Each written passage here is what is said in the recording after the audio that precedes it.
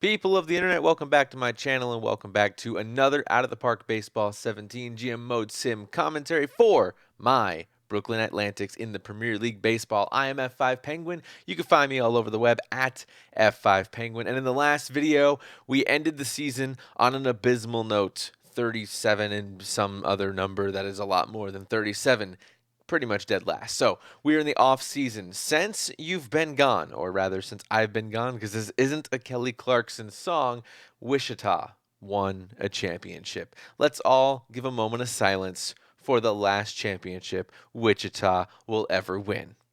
Okay, that's over with now. We move on. Flash in the pan happened last year. We're looking forward to next season, 1959. 10 years of Premier League baseball so far. 10th season we enter. This offseason, we made a lot of moves. Let's talk about some things at the beginning, and we'll end with the draft recap of what we did there and a couple of other good things that happened along the way. Also, the next sim will take us to spring training. So we are currently in spring training. We have a lot of cuts to make prior to the sim after that, which will take us to opening day. So things are moving quickly. First and foremost, we bumped up our manager, Phil Probst, down here to manager. And when I did that to the majors, he was controlling. He wouldn't let me make the strategy change. And what we did, I'm not showing it off here. I made a strategy change. It's a key, major key alert kind of thing, right? So I couldn't control the strategy. I couldn't control anything useful. He wouldn't let me change lineups. It was a disaster. So I had to put him back down to AAA and let him do things there. I also picked up a new hitting coach. I bumped up some people. I signed some new people in single A. We have a new manager down there as well. And I brought on a new assistant GM, which doesn't matter. We know that. We've learned that because I control that. And Matt Wilson, who has no experience, but the things I need from him match exactly with his viewpoints. I needed someone who favors in the middle between veterans and prospects, someone who favors hitting, offense, power, and on base percentage, of which we led, not led, but we're at the top of Premier League Baseball in 3 of those categories. So, offense, OBP, these things matter, and we need the ability to control our lineup. So we've done that. We have him on. He's unproven, but hey, we're putting him in a role and we're kind of just giving him a cookie cutter. So we'll be fine. This is our staff for the next couple of years. I'm looking to replace the pitching coach for both the double A and single A with neutral and finesse pitchers there as well. So that way we move up from finesse to neutral to power or some form of that all the way into major league, and then we'll be set. So we're trying to grow these players. That being said, what else has happened? Well, that strategy I'm not going to share with you. We're gonna keep that on the down low. Okay, don't tell anybody. We did some things. Got a really big team. So let's recap what we did. We wanted to pick up Zelaya, and we could not pick up Zelaya. There's a couple of things that happened, and we'll go through this real quick here. Starting in September, we cut a lot of people. We have more to cut, but we also tried to make some things happen in free agency, and I feel like we're in a good place. We are really in a good place to win some things. I've not felt better than this season yet about what we're going to do here. So, couple of things we did. First and foremost, we'll skip over the staff. We know where we're at from there. We need to look at John Brunk. We got rid of him. It wasn't cutting it for us. His ERA was way too high. At some point there in the season, he didn't even play. Like he only played 15 games, pitched 36 innings, and he blew a lot of chances. He had a really high FIP minus. It wasn't working out. So we got rid of him. He wasn't going to cut it. A lot of people said he was kind of fringe anyway, so he's out. He was too old, gone. Moving forward from him, we voided the contract of Edgar Cantu. He wanted way too much money. We could not re-sign him, and I didn't re-sign him in the offseason. He wanted way too much. He's getting way too old. I decided against that. We kept Claude Thierry. We kept Tim Davies, who you may not know, but we signed him. Okay, we went and signed him, and we picked him up for a season, and we have him for another season here. The only reason I have him, and I'm going to be honest with you, the only reason I have him is because I paid $20,000 for a leader, very high, a leader high rating. We need that. So our problem has been leadership. We're going to talk about that in a second. We have him now. So leaders, hooray. Clothieri re-signed, Alex Garza re-signed, and we got rid of that terrible, terrible decision of Kyle Fanis. He was horrible. I am so glad he's gone. I don't care where he went to. He's in St. Paul. Good. They can deal with some guy who's absolutely horrible. Then we released Mo Harris. We had him picked up for some reason. I think he aged into the team.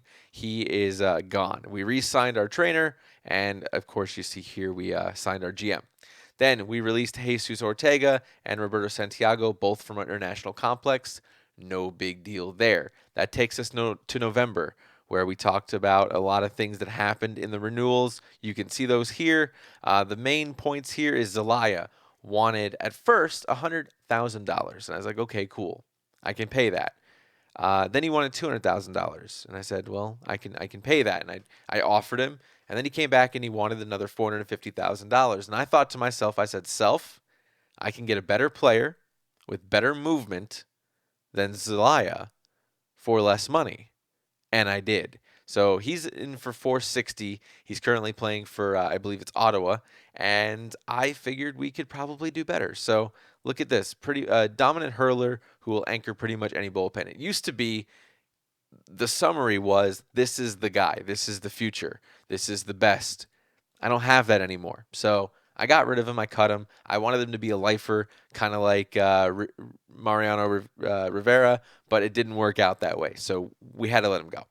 Cantu gone. Olsen also. I decided to not re-sign him.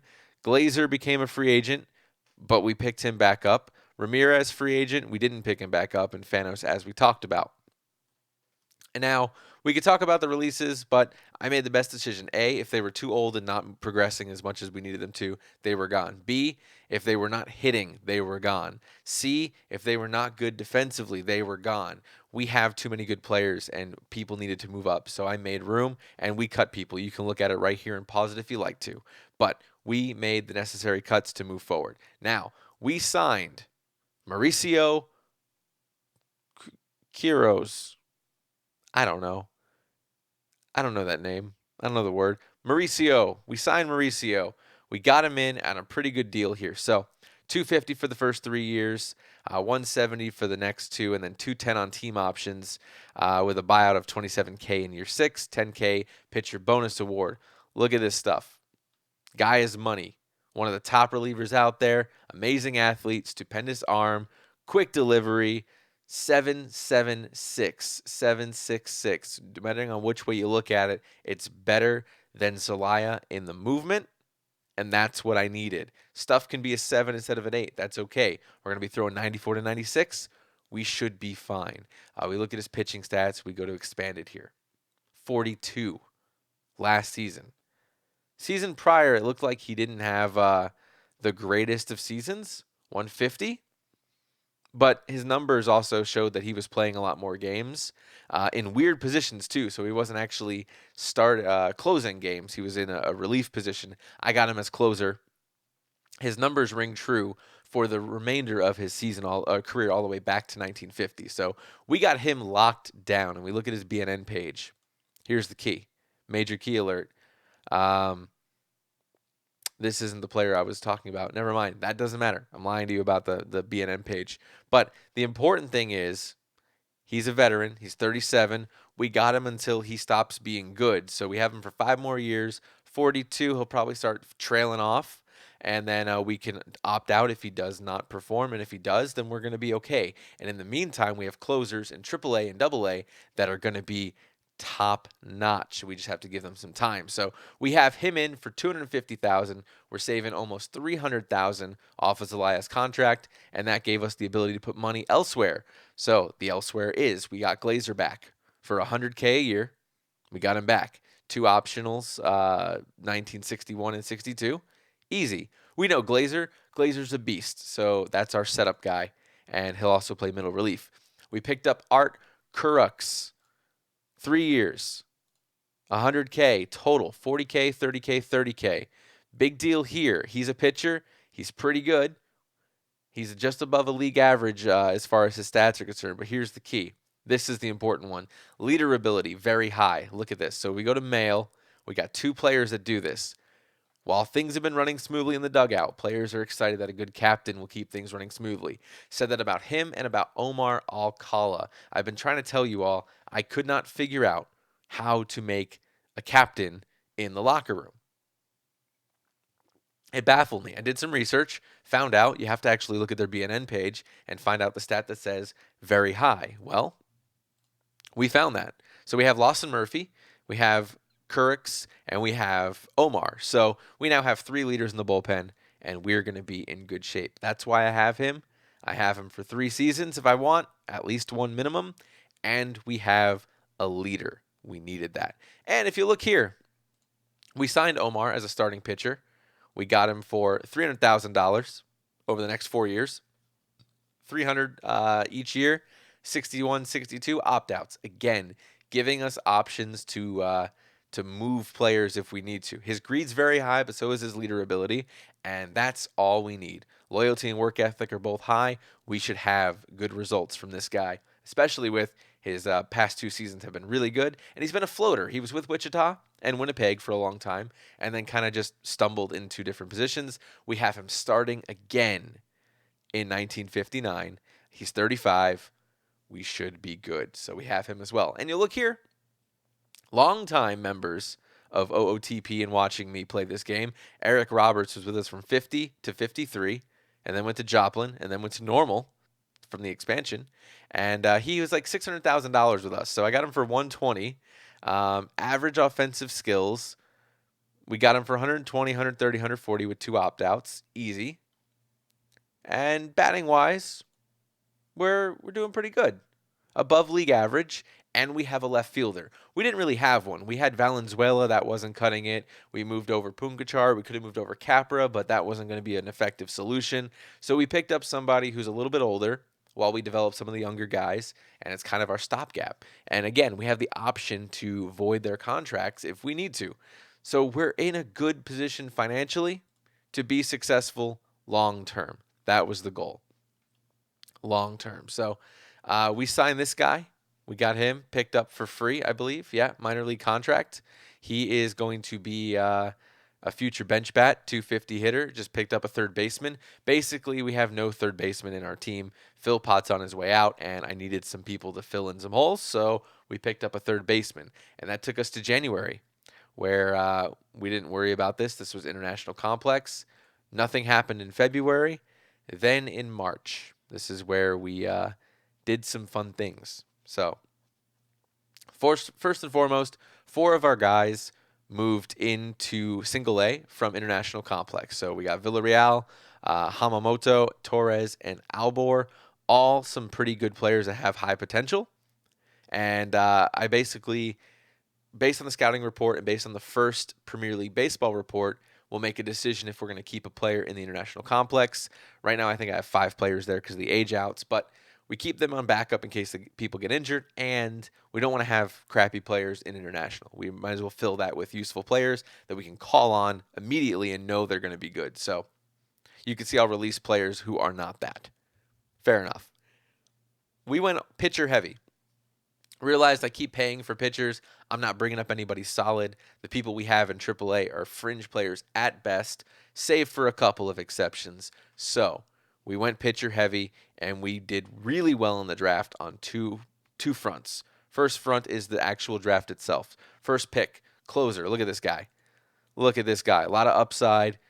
Projected to be a 6.66 across the board. Top stuff with a curveball and a fastball. I like this guy. Should be pretty good. Second pick, Mike Holt, starting pitcher. Plenty of pitches. Ranked 7 as a pitcher defensively. 6'6", Easy to dream about this kid. Looks to be a future 1 or 2 starter. Perfect. We got Mike Holt. Number 3, Jorge Ordonez, another closer that could be a setup guy. Same thing. 6'5", a little bit less, but pitch-wise, I liked that, and I liked his stuff. Ground ball tendency. We're aiming for ground ballers this season, so that's what we got. Fourth, Mike Bowe. Again, same situation. 6s across the board, above average, middle relief. Number 5, Royce Dion. Again, same thing here. We're really just talking about players that if they're not going to be potentially the best option, they've already aged up. So this guy, played college, played high school, played college for 5 seasons, and is essentially ready to go now. He's 23. He's potential 8.57 or 7.56, and his movement's already leveled out. His control's pretty much leveled out. We just have to work on his stuff. So he can easily play Double A right now and move up to Triple A in the future. That's what I need, players that can go right now. So this is where we kind of fell off a bit. We didn't get the players we wanted. We have this guy, Brian Mizzle, projects to be a setup man or a rally stopper in the big leagues. Perfect. We like that. We have Gareth Burley. Same thing here. Another not spectacular, serviceable bullpen guy. Perfect. These are the players we want. Their potentials look pretty good, and they have a future with the team as long as they keep moving up progressively. Mark Watson, another reliever, 8.64, 7.65. So hopefully somewhere in the middle we can land that. Has closer potential, big league bullpen option. That's what I was aiming for. Guys that the OSA and my scout said could be really good. And I feel like I found a couple of sleepers in that process. Typically, the ones that I saw weren't going to be drafted very high in the projections or OSA. Then my guy saw them as ranked pretty high, compared, looked at numbers, and figured this would be good. And the same thing with Jeff Moltz here as our 10th pick. Now, I noticed something last season, and so did Rushpak, and I think that's how he won with his shady dealings, not so much in free agency. But we noticed some teams draft really good players and then cut them first, second, and third round. I thought that was really weird. So I went through and looked at the top first 3 rounds of the draft, and I clicked on each player, and I found each player and made them an offer. I offered them some contracts. So most of them accepted the ones I offered. Some said they didn't want to play for me because we keep losing. That's fine. Some said they wanted major league deals, and I didn't think that was suitable for our position. So I let them go. And a couple signed with other teams over money. I offered at max 18.5. I thought that was reasonable. So we picked up a couple more players that could be stars. Number 3 or number 4 guy, Dennis Dodge. We got Leslie McNeely as a shortstop. Next tier down, not quite an elite prospect, but close. These are what we're looking for. We picked up Stephen Carroll. Again, same situation. Solid, not spectacular. Projects to be a 290 hitter. Perfect. 8.64, so the eye's a little bit low, but if we can get him to develop, he'll come out pretty good. Julio Gradius, same situation here. Another shortstop. A lot to like. A lock in the big leagues. Some star potential. Maybe a 200 hitter, but we'll see how he turns out. I only spent a little bit of money on him, and I now have him in my farm system, and we needed the depth in some of these infield positions. This guy blows me away. Not for his contact, but literally for everything else. Gap power, home run power, discipline, and defensively, he's a lock. 8s and 7s in everything. Everything. Sky high ceiling. If he reaches it, he'll be a dangerous hitter for a year. We'll see if he turns into anything. That's the thing. We'll see. I only spent, again, 18.5. I'll risk $20,000 to see if a player will come out to be good. Relief pitcher Brian Reardon, same thing here. Above average middle relief potential. Threw out an offer. He signed. Dan Ramey, 6.65, middle of the rotation guy. 95 to 97 miles an hour. I like that. And lastly, Ted Levick, again, superstar infield and a little bit rough around the edges in hitting, but projects to be an impact player. So as long as my scout said that, I went and got him. And that's what March looked like. It was a pretty busy March, I'm not going to lie to you. Pretty busy March. And then that brings us to May, where we released one of the guys from our international squad. No big deal. Now, the question is, as you can see, we have 6 players in the international complex, a bunch of different positions, so we have some depth there to work with. Before we get into the question, this is what our pitching looks like for right now. This is our 1959 pitching. We got Kira's playing closer. Thierry, setup and middle relief. Everybody keeps saying put Thierry in setup. I don't want to waste the money. He's a really good pitcher, but I also don't want to waste him in the lefty specialist. So what I did is I put him as a setup in the 6th and middle relief, and Chris Glazer setup in the 6th and closer. This should give them more innings than they had last season and hopefully get them more involved in the game. Moreno, Garza, Kurix, middle relief, and then Lawson Murphy, long relief, emergency starting pitcher. Couple of reasons why. His stuff leveled out at the 7, back end starter. That's fine. very high leader ability. So I have him for free. I'm going to keep him on the team. We need the leadership to keep people calm so we don't go on this weird slide that we keep going on. And that should help us when we get down into the nitty gritty when we're losing games. Then our starting rotation looks like this: Estrada, Alcala, Thierry, Walker, Rubenstein. I'm hesitant on Rubenstein. I feel like he needs to go 80 pitches instead of 90. He's still young, and my scout says he's a joke, getting shelled by big league hitting. But projection wise, he should be good. He should be a really good player. So I don't know what's going to be made of him. He was a top prospect for a while. He was ranked 34th for 3 years. I feel like we have a good shot with him. His pitches look good. His speed looks good. I, I think we're going to be okay. And we have Estrada and we have Alcala. We have a good pitching lineup this season. I'm really happy with our bullpen. I'm really happy with our starting rotation, save for questionable Walker and big question mark with Rubenstein. Everybody else looks good.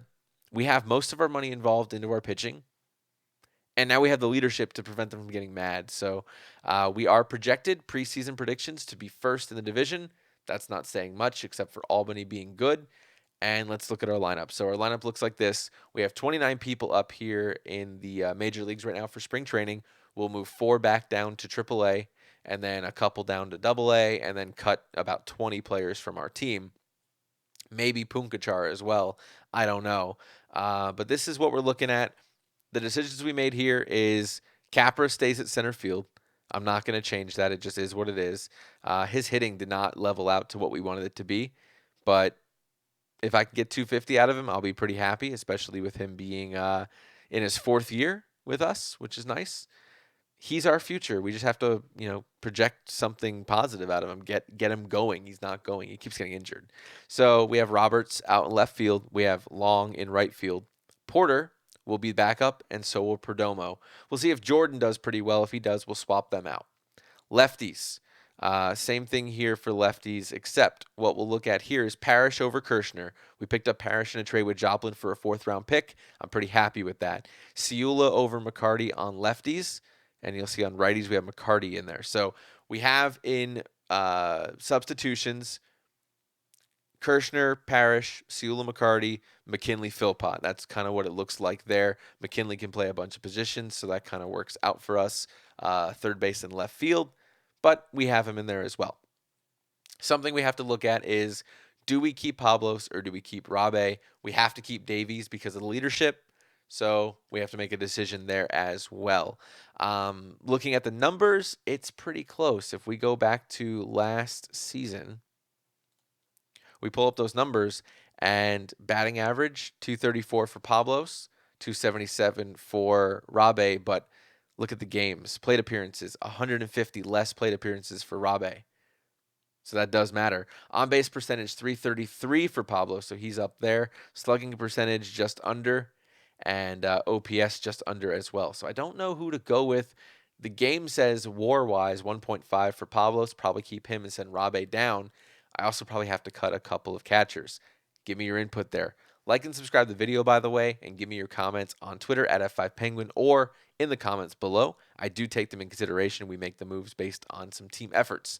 Now, that brings down the catchers, Pena and Serapiglia in AAA, and then Hobson, Lehman, Martino in AA, and then a crap ton of pitchers in Single A with Atwood and Evans. So we have a lot of players to cut. Who do we need to cut? I'm not sure yet. I don't have to make that decision for another sim or two, so I'm going to hold off on that for right now and probably look at it tonight. We have to really make some cuts. I just don't know who to cut yet. And we'll probably just look at numbers, make it a strictly a number thing, and cut as we go.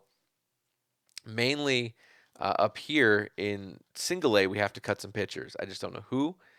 And I know we have some guys that are over the age of 23, and they're still in Single A. If their averages are bad or they're not hitting or pitching well, we're probably just going to cut them. We can't move up players to triple and single yet, or triple and double, because we have to move 4 down from major. So that's 2 to the triple, 2 to the double. Don't know who they're going to be yet. We'll see how that goes. So most of our players are going to be cut from here. Some people will move to third base. That will help us out, figure this thing out. But I don't know. I don't know. We have some challenges. We really do have some challenges on who we're going to remove. But I feel like I picked up out of the 10, we picked up about 14 pitchers. I feel like we have 6 that are really solid for us. We'll obviously keep those. The later picks we'll probably let go maybe 1 or 2 in replace for the ones we signed for 18.5. But I need your feedback. Let me know what you think. Let me know where we're at. I feel like we're in a really good place. We're going to export this team right now, and we're going to see how spring training takes us. Spring training will give us a good idea on who we keep in the majors, and we will definitely go from there. So, that being said, I'll leave it right here. Link is in the description below. Go check it out. Click on the link. It's for the Premier League Baseball website. It's currently updated to spring training, and we will take a look at this team together, figure some stuff out, and really start to make a run for the playoffs. I don't see why we can't now. We have all the pieces. I figured it out. It took 10 seasons, but I figured it out. So, we'll move forward with this team. This is Out of the Park Baseball 17, Premier League Baseball for the GM Mode Sim commentary for the Brooklyn Atlantics. I'm F5 Penguin. You can find me all over the web at F5 Penguin. Like and subscribe to the video, and I'll see you in the next one. Spring training. Baby, baby. Let's win. Winning. Hashtag. Wish